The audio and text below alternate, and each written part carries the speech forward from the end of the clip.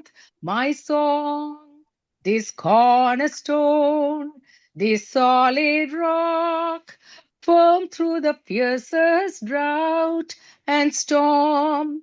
What sights of love, what depths of peace, when fears are filled, when striving cease, my comforter, my all in all.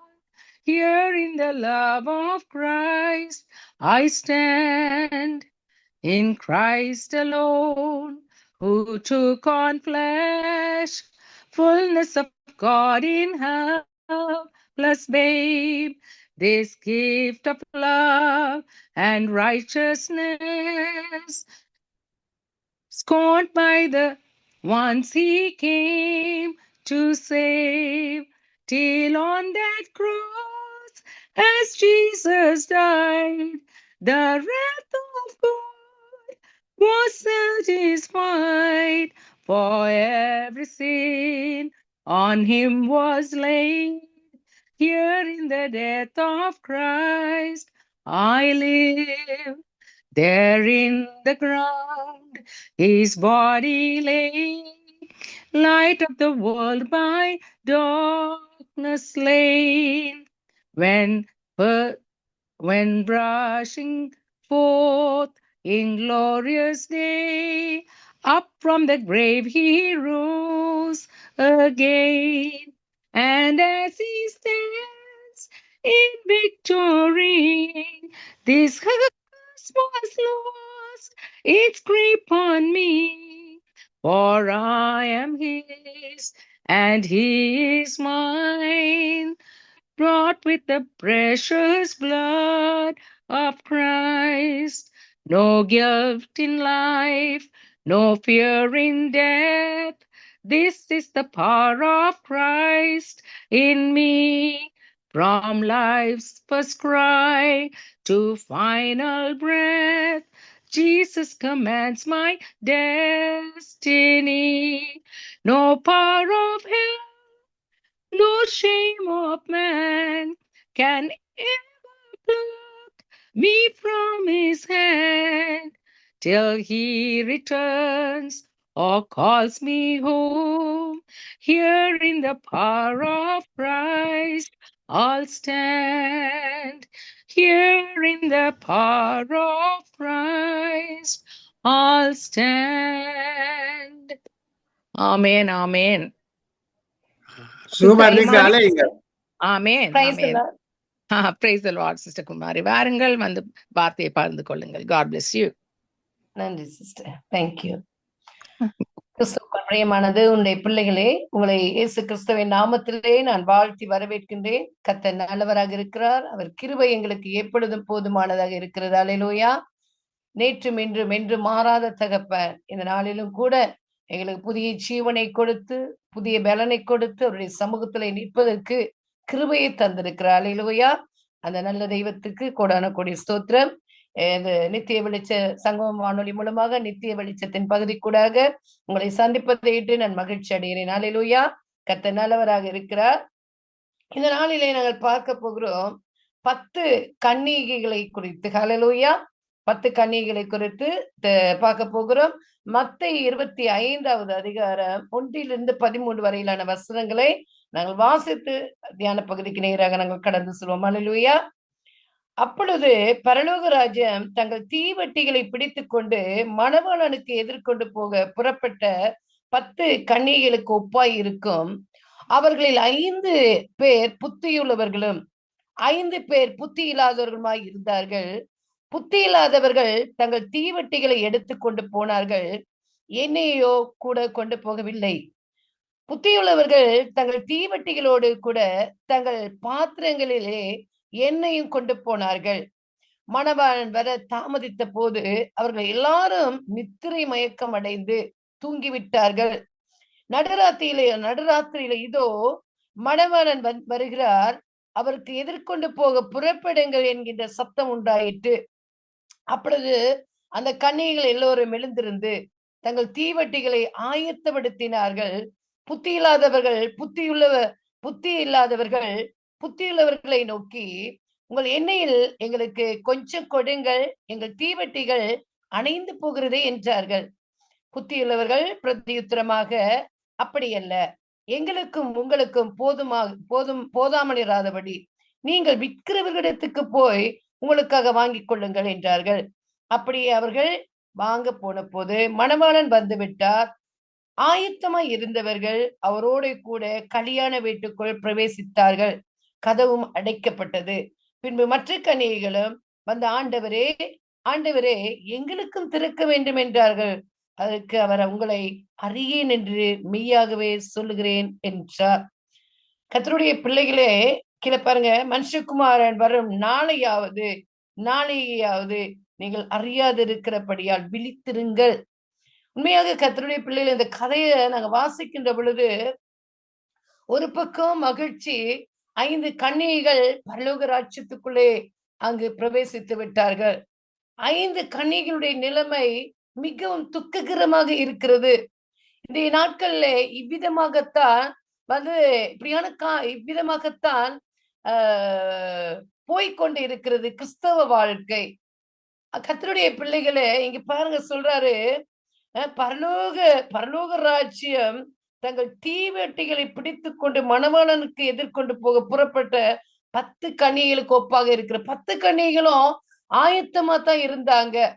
10 கன்னிகைகளும் மணவாளனை சந்திப்பதற்கு அங்கு புறப்பட்டு போயிட்டாங்க.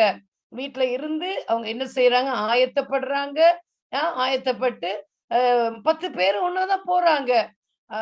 மற்ற 5 கன்னிகைகளும் தீவட்டிகள் எடுத்துக்கிட்டாங்க, எண்ணெய் எடுத்துக்கிட்டாங்க, திரியை எடுத்துக்கிட்டாங்க. எல்லா காரியங்களும் இருக்கிறது. இந்த கன்னிகைகள்டையும் அப்படிதான் இருக்கிறது. ஆனால் கர்த்தருடைய பிள்ளைகளை இப்ப எல்லாம் சேர்ந்து என்ன செய்யறாங்க, மணவாளனை சந்திப்பதற்கு அப்படி போறாங்க, ஆயத்தமா போறாங்க. போய் அங்க என்ன செய்யறாங்க, தூங்கிக்கிட்டு இருக்கிறாங்க. 5 பேர் என்ன செய்யறாங்க, நன்றாக நித்திரை. 5 பேர் என்ன செய்யறாங்க, ஐயோ, மணவாளன் எப்ப வருவார்ன்னு சொல்லி அங்க ஆசையாக ஆவலாக காத்திருக்கிறார்கள். ஆகவே பாருங்க, இங்க ஒரு சம்பவத்தை, இப்படிதான் கர்த்தருடைய பிள்ளைகளை இந்த நாட்கள்ல எல்லாரும், இப்ப நான் நைட் வந்து எனக்கு அறிமுகமான ஒரு போதகர் வந்து வழியிலே என்னை சந்தித்தாரு. சொன்னாரு, சிஸ்டர், 10 மணில இருந்து 11 மணி இரவு எல்லாரும் நித்திரைக்கு போகிற அந்த நேரத்துலதான் அவங்க வந்து ஒரு ஜெபத்தை வச்சிருக்கிறாங்க. ஆகவே அந்த டைம்ல வந்து எங்களுக்கு கொஞ்சம் வர்ஷிப் பண்ணி கொடுங்க சிஸ்டர், கொஞ்சம் வார்த்தையை கொடுங்க சிஸ்டர் அப்படின்னு சொல்லி கேட்கிறாரு. அப்ப அந்த நேரத்துல போனா அவர் சொல்றாரு, 10 அதாவது 10 20 பேர், அதுல வந்து 5 பேரை ஒரு குடும்பங்களை, எப்படியோ 40 பேர் அதுக்குள்ள இருப்பாங்க. ஆலயத்துக்கு போகாதவங்க பாருங்க, சரியான துக்கம் எனக்கு. ஆலயத்துக்கு போகாதவங்க, பின்மாற்றம் அடைந்தவர்கள், இப்படிப்பட்ட ஜனங்கள் தான் அந்த ராத்திரி நேரங்கள்ல ஒண்ணு கூடுவாங்க. வந்து பண்ணுங்கன்னு சொல்லி, தேவனுடைய ராஜ்யத்துல வந்து விதைங்கன்னு சொன்னா, ஆராதனை செய்யுங்கன்னு சொன்னா, நான் இப்பயும் எந்த டைம்லயும் நான் வந்து ரெடியா இருப்பேன், வாஞ்சியா இருப்பேன் ஆண்டோடைய சமூகத்துல போய் இருக்கிறதுக்கு. அப்ப ஜாயின் பண்ணா வர்றாங்க, போறாங்க, போறாங்க. இது என்ன அப்படின்னு சொல்லி நான் யோசிக்கிறேன். ஜூம்க்கு வாராங்க, வாட்ஸ்அப்ல நடக்குது, போறாங்க. கடைசியில பார்த்தா ஒரு 5 பேர் 6 பேர் தான் இருக்கிறாங்க அந்த லைன்ல. பாருங்க, மத்தவங்க எங்க போயிட்டாங்க, தூங்குறதுக்கு போயிட்டாங்க, நித்திரை கொள்ள போயிட்டாங்க. கர்த்தருடைய பிள்ளைகளே, ரொம்ப துக்கமாக இருந்தது. மத்த 5 பேர் நன்றாக வர்ஷிப் பண்ணாங்க, நன்றாக வார்த்தையை கேட்டாங்க, போய் நித்திரை செய்தார்கள். இதே போலத்தான் இன்றைக்கு பெண்கள் வந்து நித்திரை செய்வதில, உலக கவலைகளில் ஈடுபடுவது, உலக காரியங்களை செய்வதில, உலக காரியங்கள், எனக்கு அது கிடைக்கல, இது கிடைக்கல, அப்படி கிடைக்கல, இப்படி கிடைக்கலன்னு சொல்லி அந்த கவலையில தான் இருக்கிறாங்களே அதாவது அப்படியான கவலைகளோடு கிறிஸ்தவர்களாக வாழ்கிறார்களே ஒழிய கிறிஸ்துவுக்குள் வாழவில்லை. எவ்வளவு ஒரு துக்கமான ஒரு விஷயமாக இருக்கிறது. பாருங்க, இன்னைக்கு ஆலயத்துக்கு போற நேரம் இப்படிதான் போறாங்க. அதாவது எங்க பைபிள் வச்சிருக்கிறோம், எங்க வேதாகமம் வச்சிருக்கிறோம், அதை தேடுறது, தூசியை தட்டுறது, தூக்கி பேக்குகளை போடுறது இல்லையா, ஓடுறது. அங்க போய் என்ன செய்யறது, ஆண்டவருடைய சத்தம், ஆண்டவருடைய ஆராதனை நடைபெறுகிற இடத்திலே தூங்கிக் கொண்டிருக்கிறதை நாங்கள் காணக்கூடியதாக இருக்கிறது. ஆண்டவருடைய சத்தம் காதுகளுக்குள்ளே போகாதபடி அடைக்கப்பட்டு இருக்கிறது. கண்கள் அவருடைய பிரசன்னத்தை உணராதபடி மூடப்பட்டு இருக்கிறது. ஆகவே இப்படிதான் போறாங்க ஆலயத்துக்கு. இப்ப இவங்களும் போறாங்க. அப்ப புத்தியுள்ள பிள்ளை கன்னிகள் என்ன செய்யறாங்க? வீட்டுல காலையில எழும்பி ஆண்டவருடைய வார்த்தைய அல்லையா தியானம் செய்து நேரத்தோட எழும்பி கணவன் பிள்ளைகளுக்கான எல்லா காரியங்களையும் செய்து விட்டு வேதாகமத்தை சுமந்து கொண்டு அழகாக நேர்த்தியாக போய் ஆண்டவருக்கு ஆராதனை செய்து தேவனுடைய பிரசன்னத்திலே அங்கு காணப்படுகிறார்கள். அப்ப இவங்க என்ன செய்யறாங்க? 2 சாராரும் போறாங்க ஆண்டவருடைய அந்த வருகையை எதிர்பார்த்து. போய் என்ன செய்யறாங்க? தூங்கி கொண்டு இருக்கிறாங்க கர்த்தருடைய பிள்ளைகள். எவ்வளவு ஒரு துக்கமான ஒரு காரியம் பாருங்க. புத்தியுள்ளவர்கள் 4வது வசனத்தை பாருங்க. 3வது வசனம், புத்தி இல்லாதவர்கள் தங்கள் தீவட்டிகளை எடுத்துக்கொண்டு போனார்கள், எண்ணெயோ கொண்டு போகவில்லை. இப்ப என்னங்கிறது முக்கியமான ஒரு காரியமாக இருக்கிறது. மன்னிக்கவும், முதல்ல சொல்லிட்டு எல்லாமே எடுத்துக்கொண்டு புத்தி இல்லாதவர்களும் போனாங்கள் என்று சொல்லி மன்னிக்கவும். ஆகவே இவங்க என்ன செய்யறாங்க? திரிய கொண்டு போறாங்க, எண்ணெய் தீவட்டியை கொண்டு போறாங்க, எண்ணெய் கொண்டு போகல. அப்ப எண்ணெய் இல்லாமல் எப்படி கர்த்தருடைய பிள்ளைகளை விளக்கு எரியும்? தேவனுடைய அபிஷேகம் இல்லாமல் எங்களுடைய வாழ்க்கையை நாங்கள் கொண்டு செல்ல முடியாது கிறிஸ்தவ வாழ்க்கையிலே. எண்ணெய் என்பது அபிஷேகத்தை குறிக்கிறது. திரி என்பது நாங்கள் மற்றவர்களுக்கு வெளிச்சம் காட்டுவதாக இருக்கிறது. இருளில் வாழ்கிற பிள்ளைகளுக்கு வெளிச்சத்தை காட்டுவது அந்த திரியாக இருக்கு. அப்ப எண்ணெயோடு கூடிய அந்த எண்ணெய் என்று சொல்லப்படுகிற அந்த அபிஷேகத்தோடு கூடிய வாழ்க்கை தான் வாழ்வதுதான் கர்த்தருடைய பிள்ளைகளை கிறிஸ்தவ வாழ்க்கை. அபிஷேகம் இல்லாத ஒரு வெற்று வாழ்க்கை ஒரு நாளும் வாழக்கூடாது இல்லையா? ஆகவே புத்தி இல்லாதவர்கள் தங்கள் தீவட்டிகளை எடுத்துக்கொண்டு போனார்கள், எண்ணெயோ கூட கொண்டு போகவில்லை. புத்தி உள்ளவர்கள் தங்கள் தீவட்டிகளோடு கூட தங்கள் பாத்திரங்களில் எண்ணெயும் கொண்டு போனார்கள். அல்லேலூயா! அழகா கொண்டு போறாங்க. எத்தனை மணிக்கு நம்முடைய மணவாளன் வருவார்னு தெரியாது, கொஞ்சம் கூட கொண்டு போவோம் அப்படின்னு சொல்லி நிறைய பாட்டில் நிறைய அவங்க எடுத்துக்கொண்டு போகிறார்கள். எண்ணெய் முடிய கர்த்தருடைய பிள்ளைகளே அதை ஊற்றி எரிய விட்டு கொண்டிருக்கிறார்கள். இந்த உலகத்திலே எங்களுக்கு அந்த எண்ணெய் முடிவது போல அநேக குறைபாடுகள் வரும். ஆகவே அநேக வேதனைகள் உண்டு இல்லையா? கிறிஸ்தவ அந்த விசுவாசத்தை அங்க அப்படியே விட்டு விலகி போகக்கூடிய ஒரு சூழ்நிலைகள் எங்களுக்கு வரும். என்னடாப்பா, நம்ம எவ்வளவுதான் செபிக்கிறோம், இவ்வளவுதான் ஆண்டவருக்குள்ள நாங்க இருக்கிறோம், ஒண்ணுமே நடக்குது இல்லையே அப்படின்னு சொல்லி விசுவாச குறை வரும் பொழுது ஆண்டவருடைய வார்த்தையை எடுத்து வாசிக்க அந்த எண்ணெயை ஊற்றுவது போல அந்த மங்கி எரிந்து கொண்டிருக்கிற அந்த விளக்கின் மீது, அந்த திரியின் மீது எண்ணெயை கொஞ்சம் ஊற்றுவது போல அதை நாங்கள் ஊற்றிக்கொண்டே இருக்கிறோம். அந்த விசுவாச குறைச்சல் வரும் பொழுது ஆண்டவருடைய சமூகத்துல போய், அப்பா எனக்கு விசுவாசம் குறைந்து கொண்டு வருது. எங்களுக்கு தெரியும் கர்த்தருடைய பிள்ளைகள் எங்களுடைய விசுவாசம் எப்படியாக இருக்கிறது தேவனுடைய சமூகத்துல. ஆகவே அந்த விசுவாசம் குறையும் பொழுது, எங்களுக்கு வேதனைகள் வரும் பொழுது, எங்களுக்கு சந்தேகங்கள் வரும் பொழுது, பிரச்சனைகள் வரும் பொழுது, தேவனுடைய பாதத்துல போய் ஆண்டவருடைய வார்த்தையை நாங்க வாசிக்கணும். ஆண்டவருடைய வார்த்தையை நாங்க தியானம் செய்ய வேண்டும். நாங்க என்னதான் இருந்தாலும், அப்படி இல்லாவிட்டால் நல்ல ஆவிக்குரிய வயது முதிர்ந்தவர்களிடம் போய் ஆலோசனை கேட்கணும். எனக்கு இப்படி விசுவாசம் குறைந்து போகிறது, எனக்கு ஏதோ ஒரு காரியங்கள் நடந்து கொண்டிருக்கிறது, எனக்காக செபியுங்கள் என்பதாக அந்த எண்ணெயை நாங்கள் ஊற்றிக்கொள்ள வேண்டும். கர்த்தருடைய பிள்ளைகளை சுடர் விட்டு எறிவதற்கு அப்படியே போயிடக்கூடாது. ஆகவே இங்க பாருங்க, மணவாளன் வர தாமதித்த போது இன்னொரு காரியம் இல்லையா? மணவாளன் வர தாமதித்த போது அவர்கள் எல்லாரும் நித்திரை மயக்கம் அடைந்து தூங்கி விட்டார்கள். என்ன யாரு தூங்கிட்டாங்க? புத்தி இல்லாதவர்கள் பாக்குறாங்க, இன்னும் மணவாளன் வரல, கொஞ்ச நேரம் போய் தூங்குவோம். இங்கே திரியுள்ள தீவட்டி மட்டும் இருக்குது, எண்ணெய் இல்ல, ஒன்று இல்ல. இப்ப என்ன செய்யறாங்க? போயிட்டு தூங்குறாங்க. நடுராத்திரியிலே இதோ நடுராத்திரியிலே இதோ மணவாளன் வருகிறார், அவருக்கு எதிர்கொண்டு போக புறப்படுங்கள் என்கின்ற சத்தம் உண்டாயிட்டு. கர்த்தருடைய பிள்ளைகளே, நடுராத்திரியிலே அங்கு நடுச்சாமத்திலே நாங்கள் கர்த்தராகிய ஆண்டவரை நாங்கள் தேட வேண்டும். அது மாத்திரமல்ல, நடுராத்திரியில் மாத்திரமல்ல கர்த்தருடைய பிள்ளைகளே, அதிகாலையிலே, பகல் நேரங்களிலே, மாலை நேரங்களிலே, ஒரு குளிர்ச்சியான நேரத்துலதான் மாலை வேளையிலே குளிர்ச்சியான நேரத்திலேதான் ஆதாமையும் ஏவாளையும் சந்திக்க வந்தார். அந்த மாலை வேளையிலே, இரவு நேரங்களிலே, நடுச்சாமங்களிலே கர்த்தருடைய பிள்ளைகளே, நாங்கள் ஆண்டவரை தேட வேண்டும், அப்பாவை நேசிக்க வேண்டும், அப்பாவோடு உறவாட வேண்டும், அப்பாவோடு பேச வேண்டும். எவ்வளவோ காரியங்கள் இருக்கிறது நாங்கள் அப்பாவோடு பேசுவதற்கு, இல்லையா? ஆகவே பாருங்க, அதை செய்யணும். ஆக இவங்க என்ன செய்யறாங்க, ராத்திரியில அங்கு சத்தம் கேக்குது. மணவாளன் வர புறப்படுகிறார், அதாவது வந்துட்டு வரப்போறாரு, எல்லாம் ஆயத்தமாக புறப்படுங்கள் அப்படிங்கிற சத்தம் கேக்குது.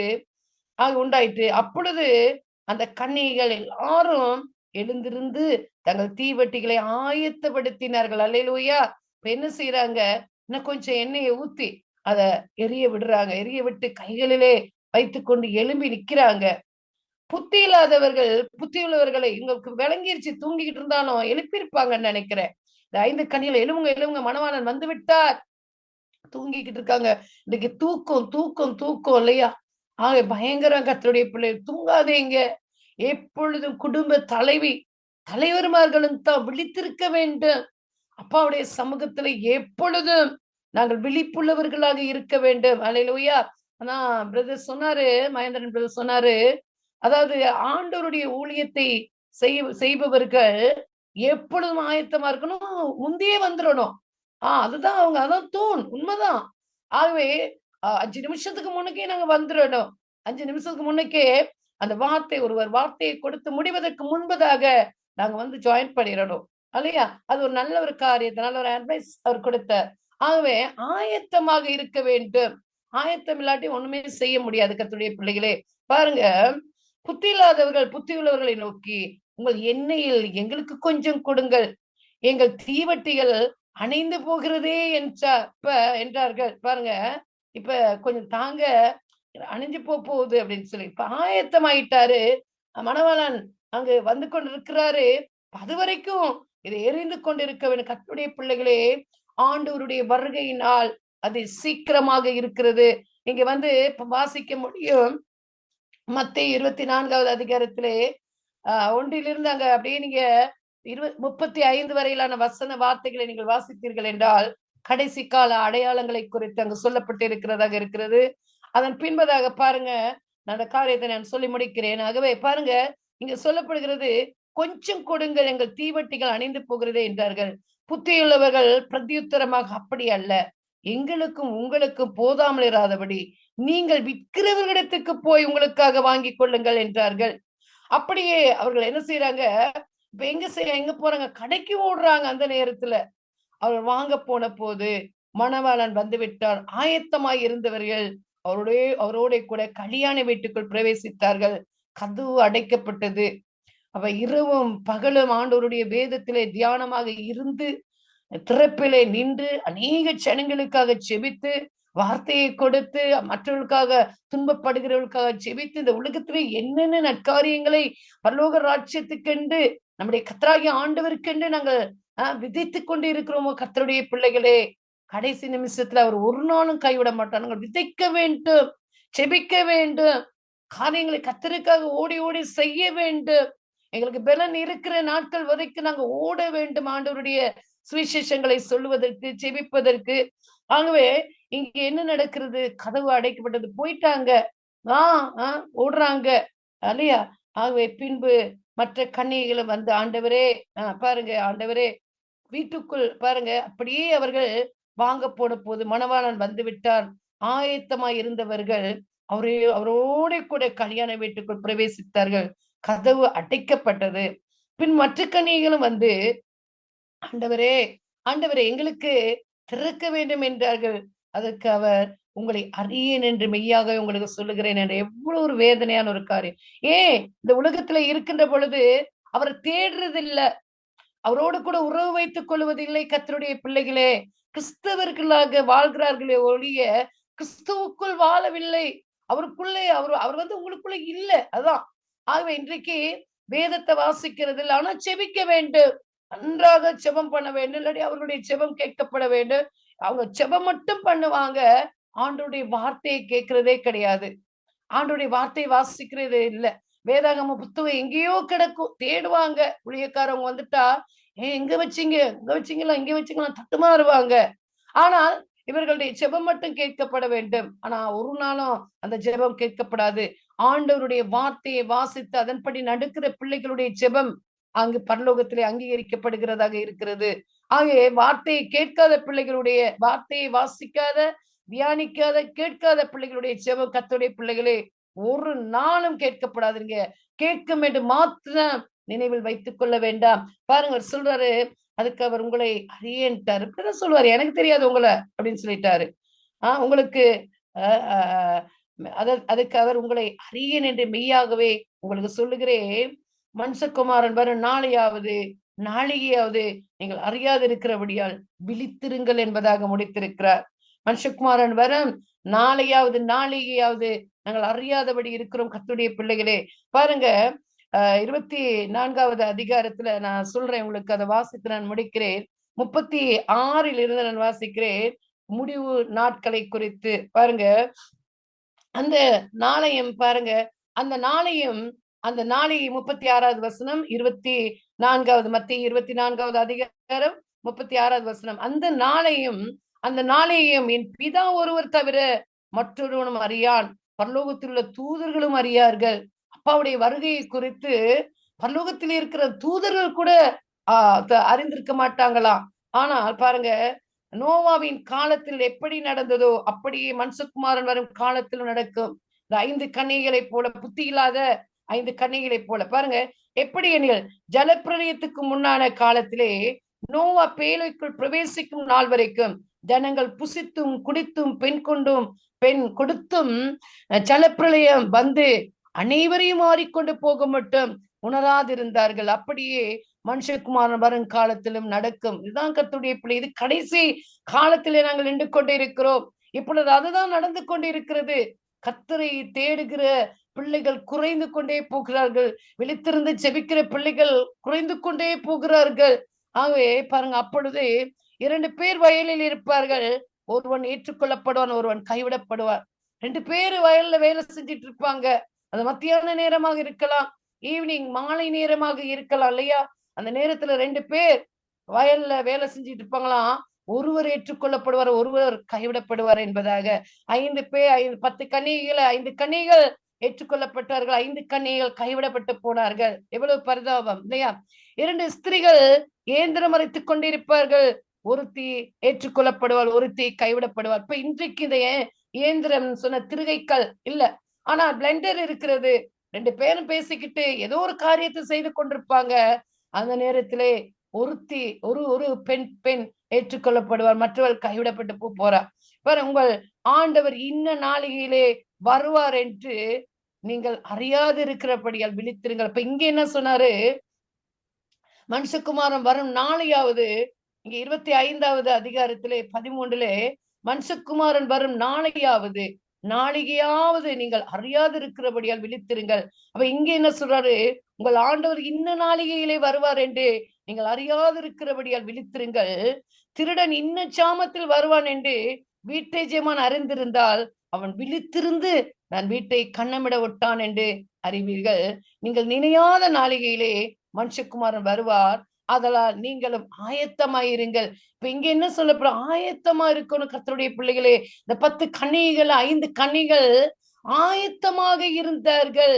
தீ போல நாங்கள் ஆண்களாக இருந்தாலும், குடும்ப தலைவர்களாக இருந்தாலும், பிள்ளைகளாக இருந்தாலும், வாலிபர்களாக இருந்தாலும், வயோதிபர்களாக இருந்தாலும் எல்லாரும் ஆயத்தமா இருக்கணும். அடுத்த நாள் இன்றைக்கு விடிந்து விட்டது, நாளைக்கு அப்பாவுடைய வருகை இருக்குமா?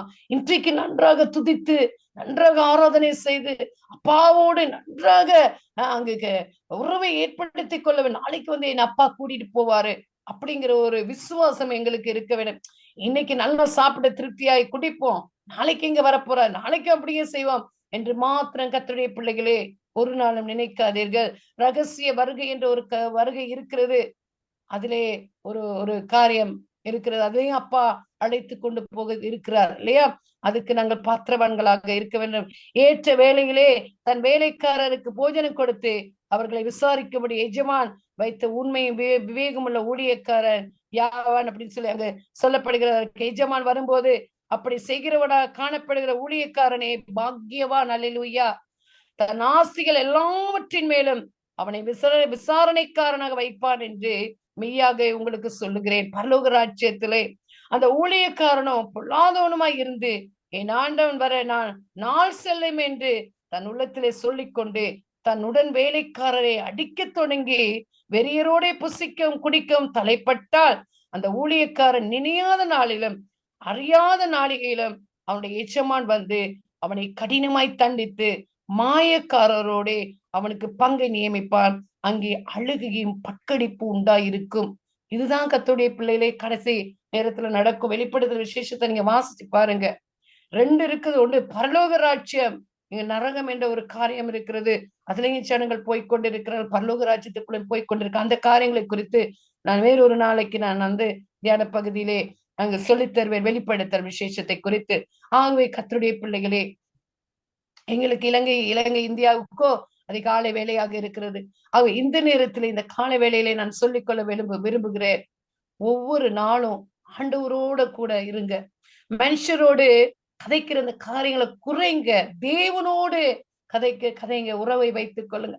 தேவனோடு அதிகமாக பேசுங்கள். ஆண்டவருடைய வசனத்தை தியானிங்கள். ஒவ்வொரு நிமிஷமும் உங்களை பரிசுத்தப்படுத்திக் கொள்ளுங்கள் கர்த்தருடைய பிள்ளைகளே. அடுத்த நிமிஷம் என் அப்பா வர இருந்தா நான் அப்பாவோடு கூட கடந்து போக வேண்டும் பரலோகத்துக்கு சொல்லி சொல்லி நாங்க ஆண்டவரோடு நல்ல உறவை ஏற்படுத்தி கொள்ள வேண்டும், ஸ்திரப்பட வேண்டும், பலப்பட வேண்டும், அப்பாவுக்குள்ளே நாங்கள் நாட்டப்பட வேண்டும், கனி கொடுக்க வேண்டும் கர்த்தருடைய பிள்ளைகள். ஆகவே நான் உங்களிடத்தில் வேண்டிக் கொள்கிறேன், இரவும் பகலும் ஆண்டவருடைய வார்த்தையோடு இணைந்து கொள்ளுங்க. வெளுத்திருந்து ஜெபம் பண்ணுங்க. இரவு நேரங்களிலே உங்களுக்கு எழும்பி செபிக்க முடியாவிட்டால் அப்படியே படுத்துக்கொண்டே ஆண்டவரை ஆராதனை செய்யுங்க. அதுல ஒண்ணும் பிள்ளை இல்லை. அப்பாவை நினைங்க. இரவு பகல் ஜாபம் சந்தி எல்லா நேரங்களிலும் ஆண்டவரோடு கூட உள்ள அந்த உறவை வளர்த்து கொண்டீர்கள். நிச்சயமாக உங்களுக்கும் எனக்கு அந்த பரலோக ராஜ்யம் கிடைக்கும். அல்லேலூயா. தொடர்ந்து ஜெபத்திலே விழித்திருங்கள். கர்த்தர் தாமே உங்கள் யாவரையும் ஆசீர்வதிப்பாராக. ஆமென். God bless you.